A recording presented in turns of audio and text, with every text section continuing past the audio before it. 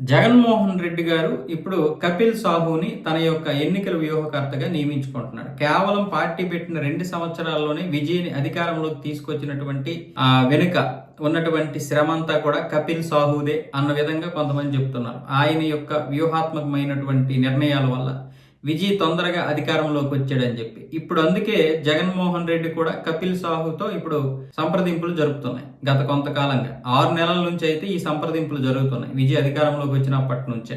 ఎందుకంటే అంతకుముందు ప్రశాంత్ కిషోర్ గాని ఆ తర్వాత మరొకరిని గాని ఎవరైనా సరే పెద్దగా లాభం లేకుండా పోయింది. అంటే 2019లో ప్రశాంత్ కిషోర్ ఆధ్వర్యంలో ఆయన గెలుపొందినా అప్పుడు ఒకవేళ ప్రశాంత్ కిషోర్ లేకపోయినా జగన్మోహన్ రెడ్డి గెలుపుని ఎవరు ఆపలేకపోయేవాళ్ళు. ఎందుకు అంటే జరుగుతున్న పరిణామాలు అలాంటివి.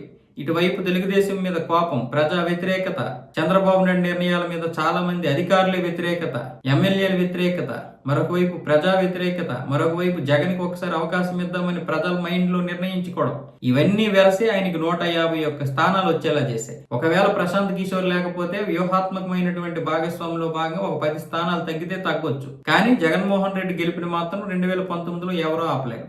ఒకవేళ 2024లో ప్రశాంత్ కిషోర్ వచ్చినా ఆయన వాటమని కూడా ఎవరు ఆపలేరు. 2029లో ఇప్పుడు ఎవరు వచ్చినా సరే ప్రజలు ఆలోచించుకుంటారు ఏంటి, జగన్మోహన్ రెడ్డి గారు 2019 నుంచి 24 మధ్య ఏం చేశాడు? ఒక అమరావతి రాజధానికి కట్టుబడి ఉన్నాడా, లేకపోతే విశాఖపట్నానికి కట్టుబడి ఉన్నాడా? ఆయన వచ్చినప్పటి నుంచి అమరావతిని వ్యతిరేకించాడు, మంచిదే, తప్పేం లేదు. కానీ అదే ఉత్తరాంధ్రలో ఉన్నటువంటి విశాఖపట్నాన్ని ఆయన రాజధానిగా చేసుకొని అక్కడే తిష్ట వేసుకుని ఉండి అక్కడే అసెంబ్లీ, హైకోర్టు, సచివాలయం అన్నీ కట్టేస్తే ఖచ్చితంగా అది రాజధాని అయ్యేది. 5 సంవత్సరాలు గట్టిగా పట్టుబడి ఉండిపోతే ఇటు చంద్రబాబు నాయుడు కూడా అధికారంలోకి వచ్చిన తర్వాత ఒక రకమైనటువంటి సందిగ్ధంలో ఉండేటటువంటి పరిస్థితి వచ్చేది. కానీ దానికి స్టాండ్ అవ్వలేదు. అందుకే ఈ రోజు మళ్ళీ అమరావతిని పరుగులు పెట్టిస్తున్నారు. మరి చంద్రబాబు నాయుడు మాత్రం ఏం చేస్తాడు? అప్పులు తీసుకొచ్చే పెడతాడు. మరి జగన్మోహన్ రెడ్డి ఏం చేశారు? అప్పులు తీసుకొచ్చి ఫ్రీగా ఇచ్చేశారు, ప్రజలకు ఎంటుపల్లి పంపించినట్లు పనిచేశాడు. ఇప్పుడు ఇది జగన్మోహన్ రెడ్డి పలానా ఇది చేశాడని చెప్పడానికి ఏమీ లేదు. అయితే ఆయన తీసుకొచ్చిన వ్యవస్థలో సచివాలయ వ్యవస్థ చాలా మంచిది. అందులో కూడా అవకతవకలు జరిగాయి అంటారు. ఇటువైపు డిఎస్సీలు కూడా అవకతవకలు జరిగాయి అంటున్నారు. కానీ డిఎస్సి ఒక్కసారి కూడా వైసీపీలో తీయలేదు, ఒక్క నోటిఫికేషన్ విడుదల చేయలేదు. పైగా ఆయన డిఎస్సి పేరు చెప్పి కూడా అధికారంలోకి వచ్చాడు. ఇప్పుడు డిఎస్సి వాళ్ళు మొదటిసారి తీశారు, నెక్స్ట్ ఇప్పుడు మెగా డిఎస్సి రెండో దానికి కూడా సిద్ధమైపోతుంది. సెకండ్ నోటిఫికేషన్ ఇప్పుడు అక్టోబర్లో రాబోతుంది. సో ఈ నేపథ్యంలో తెలుగుదేశం పార్టీ ఏదో ఒక విధంగా ఇదిగోండి మేము రాజధాని కడుతున్నాము, ఇదిగోండి ఇక్కడ మేము కంపెనీలు తీసుకొచ్చాము అని చెప్పగలుగుతున్నారు. జగన్మోహన్ రెడ్డి గారి హయాంలో ఏ కంపెనీ వచ్చింది, ఏ అభివృద్ధి జరిగింది, రోడ్లు ఎంత అధ్వానంగా తయారయ్యాయి, ఇవన్నీ మళ్ళీ ప్రజలు ఆలోచిస్తారు. ఎంతగా ప్రజలు అర్రులు చాచారంటే జగన్మోహన్ రెడ్డి హయాంలో ఏదో ఒక విధంగా నెలకు 2 నెలలకు అకౌంట్లో డబ్బులు పడుతూ ఉండేవి.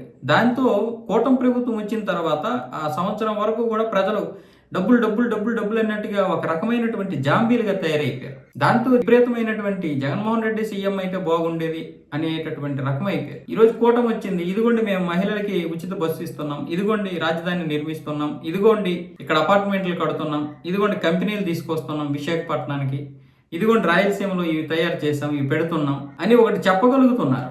అదే జగన్మోహన్ రెడ్డి గారు విశాఖపట్నంలో 5 సంవత్సరాల నుండి నిర్మించగలిగితే ఈరోజు ఆయన కూడా లెవెల్ వేరే ఉండేది. 2024లోనే ఆయనకి ఇంత దారుణంగా అయితే పడిపోయేది కాదు కదా. అప్పులు తీసుకొచ్చి ఫ్రీగా ఇచ్చేసినంత మాత్రాన ఓట్లు వేసేటటువంటి పరిస్థితి ఈ రోజు లేదు.